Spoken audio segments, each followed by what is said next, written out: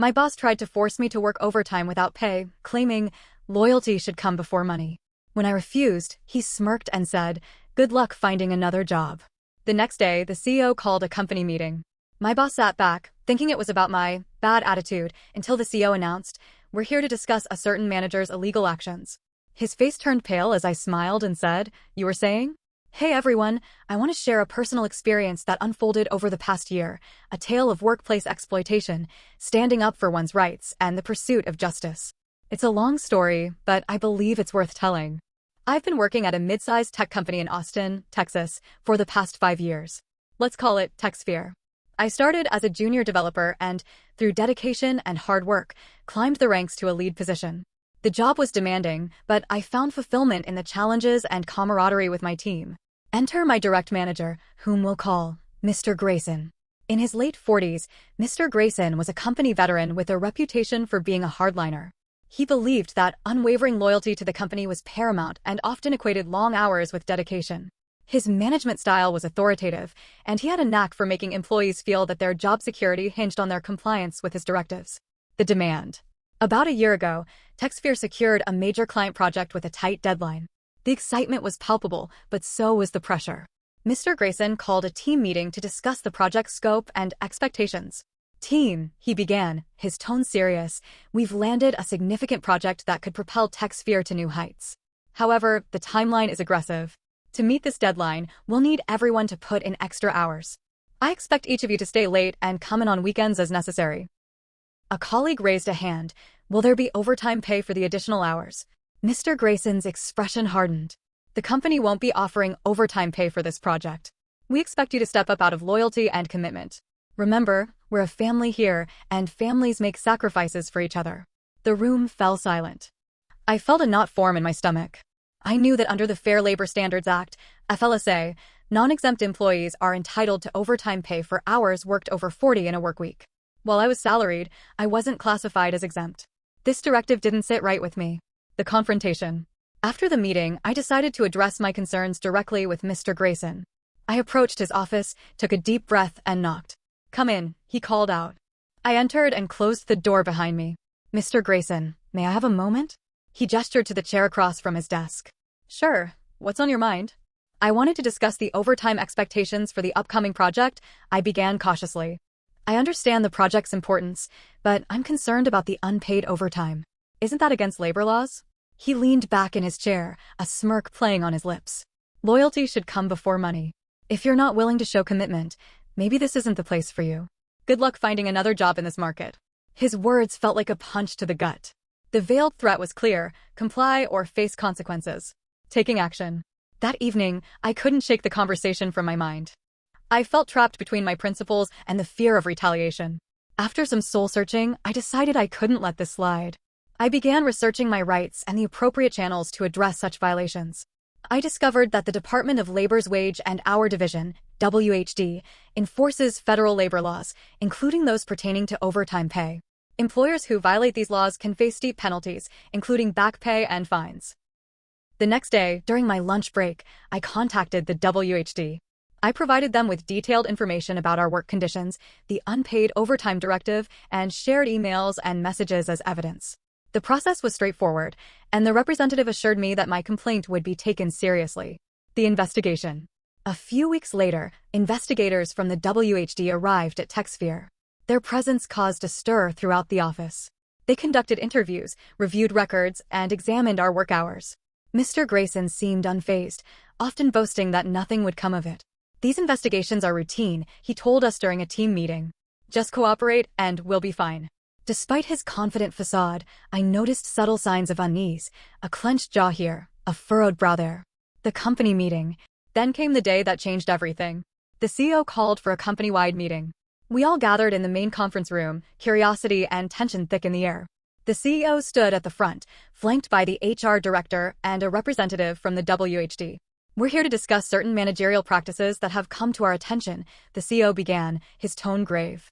"Specifically, the illegal requirement of unpaid overtime." Murmurs spread through the room. I stole a glance at Mr. Grayson. His face had turned ashen, and he shifted uncomfortably in his seat. The WHD representative stepped forward and explained the violations and the consequences TechSphere faced. The company was ordered to pay back wages to affected employees and faced substantial fines. The CEO turned to Mr. Grayson. Your actions have put this company at significant risk. Effective immediately, you're suspended pending further investigation. I couldn't help but glance at Mr. Grayson and whisper, you were saying. The room was dead silent after the CEO finished speaking. Mr. Grayson didn't say a word. He didn't even look up. Just sat there, frozen. Nobody clapped. Nobody smiled. Everyone was trying to process what just happened. A few of my teammates looked at me, their eyes wide, and I could tell they suspected I had something to do with it. But nobody said anything. Not yet. Later that day, HR sent out an email saying Mr. Grayson would be out of office indefinitely and that any questions should be directed to a temporary replacement manager named Sandra, who had been with the company for a long time but usually worked in another division. I knew Sandra vaguely. She was polite but distant. Definitely not someone who liked drama. The office vibe changed overnight. People stopped staying late. Sandra made it clear, if you were asked to work overtime, it would be paid. She didn't say much else, but her tone made it obvious she wasn't taking chances. I thought maybe things would settle down. But I was wrong. A week after Grayson's suspension, I got a call from a blocked number. I usually don't answer those, but I did this time. Is this Daniel? A voice asked. Yes, I replied, cautious. This is Ray, from legal. I represent Mr. Grayson. That made me sit up straight. Okay, we know you were involved in the complaint that led to his suspension. I'm sorry, how do you know that? I asked. I'm not here to threaten you, Ray said quickly. But my client believes you made false claims, and we are exploring defamation. We'd like to give you the opportunity to clarify what you told investigators. I almost laughed, but it came out more like a scoff. I didn't lie. Everything I said is documented. I have emails, texts, even calendar invites. We'll see about that, he said. Good day. Click. I was shaking. I'd expected pushback, but not a lawsuit. I didn't have money for a lawyer, and I definitely didn't want to get dragged into court. I went straight to HR and told them what happened. Sandra wasn't in, but the head of HR, a guy named Marcus, pulled me into his office. You're protected, he said firmly. What you did was legal. Whistleblowers can't be punished for reporting violations. If you get any more calls, forward them to me. That calmed me down. For about 2 days. Then came the rumors. Some people in the office started acting weird. Colder. I'd walk into a room and conversations would stop. In the break room, I overheard someone mutter, snitch, under their breath. It hit me hard. I'd done what I thought was right. But not everyone saw it that way. Some folks liked Mr. Grayson. Some had worked under him for years and thought he was just old school. Then, one morning, I came in to find my desk had been moved. No email, no heads up. Just everything packed into boxes and relocated to a windowless corner near the server room. It was the worst spot in the building. No airflow, constant hum from the machines, and always freezing. I went to Sandra, demanding an explanation. I didn't authorize that, she said, looking genuinely surprised. Let me check. She came back an hour later, frowning. Apparently Marcus signed off on it. He said there were space concerns. Bull. There was open space all over the office. I didn't argue. I just sat at my new desk, staring at the wall. That night, I stayed late. Not to work, but to look at the logs. I still had admin access to some internal systems because of my lead role. I checked the room assignments. Marcus had flagged my seat for relocation 3 days earlier, right after I told him about the call from Grayson's lawyer. This wasn't just passive-aggressive. This was coordinated. I started keeping notes. Every little thing. The side glances. The cold shoulders. The forgotten invites to meetings I was supposed to be in. I was being pushed out slowly and quietly. They couldn't fire me outright, not without risking a retaliation lawsuit, but they were trying to make me leave on my own. One day, I logged in and found my system access had changed. I couldn't view the weekly code pushes or see the sprint board I used to manage. I was still getting paid, still technically employed, but it was like I didn't exist. I thought about quitting. I really did. But then something strange happened. I got an email from someone I didn't know. A woman named Tasha. She said she used to work under Mr. Grayson 2 years ago. I heard what happened, her email read. I left the company because of him. I still have documents, screenshots, emails. If you need help, let me know. I was scared to speak up back then. I'm not scared anymore. I stared at the screen, my heart pounding. I replied, yes. I need your help. Tasha and I started emailing back and forth that same night. She sent over a few screenshots right away. Some were of Slack messages from Mr. Grayson asking her to work on weekends without logging the hours. Others showed her questioning it, and him replying with his classic lines, "This is how loyalty works," or "That's what separates leaders from employees." She also had a voice memo. That one hit different. She'd recorded a conversation between herself and Mr. Grayson during her exit interview. In it, she told him she was leaving because of the constant unpaid overtime and the pressure. He actually laughed and said, "You think you're the first? You think anyone cares? I've been running this place like this since you were in college." I felt my stomach turn. This wasn't just about me. This was a pattern, a long one. And the company had either ignored it or never known. I forwarded everything to a trusted contact in the Department of Labor who had handled my original complaint. Within hours, she replied. She was escalating it. This wasn't just labor violations anymore. This might involve fraud. The next day, Sandra called me into her office. She looked nervous. "Did you speak to the Department of Labor again?" she asked. "Yes," I said without hesitation. "I have new evidence." She nodded slowly, then leaned in. "Daniel, I'm going to be honest with you. There's more going on here than you know. Marcus and Mr. Grayson, this wasn't just about unpaid overtime. There's an internal investigation now. Financial misconduct." That made me freeze. What kind of misconduct? Falsified time reports, project budget manipulation, misuse of departmental funds. Someone's been adjusting time logs to hide how many hours were being worked, and someone else was rerouting parts of the budget to a training program that doesn't exist. They're looking into whether bonuses were being paid out to the wrong people. I just stared at her. She continued, and the worst part? There's a chance some people from upper management knew about it, or looked the other way. I suddenly felt like I was in way deeper than I thought. 2 days later, I got called into a meeting with legal and HR. Not Sandra this time. She wasn't even in the building. The HR head, Marcus, was there. But he looked tired, pale, hands shaking slightly. I recognized the expression. It was fear. "I need to apologize," he said. Just like that. "You were right." I didn't respond. I was waiting for the punchline. The investigation found serious irregularities. Mr. Grayson was creative with how he documented hours and expenses. Some of that fell on me because I signed off on things I should have looked at more closely. But I didn't realize the extent of it. Still, I said nothing. There will be an announcement later today. I can't give you all the details yet, but Mr. Grayson is no longer with the company. Terminated. Effective immediately. I should have felt relieved. But I didn't. Not yet.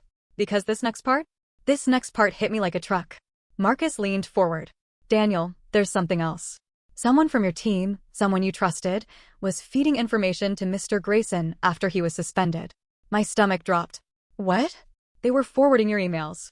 Screenshots of your chats. Notes from meetings. He knew every move you made. We found it all during the forensic audit of the internal messaging system." I was floored. "Who?" Marcus hesitated, then slid a folder across the table. "You should see this for yourself." I opened the folder, and I swear my heart stopped for a second. It was Bryce. Bryce was one of my developers. Young, smart, quiet. He always stayed late, always nodded in meetings, always seemed loyal. I never suspected him. Ever. And yet, there were the logs, Bryce sending messages to a private email with attachments titled "Dan's Notes" or "Sprint Summary, Confidential." I felt sick. Marcus continued, "We believe Mr. Grayson promised him a promotion or a job elsewhere once he got reinstated. Maybe even money. We don't know the full story yet. But Bryce has been suspended. Legal is involved. And we're still investigating how far this went." I walked out of that room numb. I went straight to the break room, poured myself some coffee I didn't want, and just stood there, staring at the wall. What the hell had I gotten into? People were whispering again. Not about me this time, but just in general. You could feel it. Everyone was on edge. The announcement came out later that afternoon. Mr. Grayson, terminated.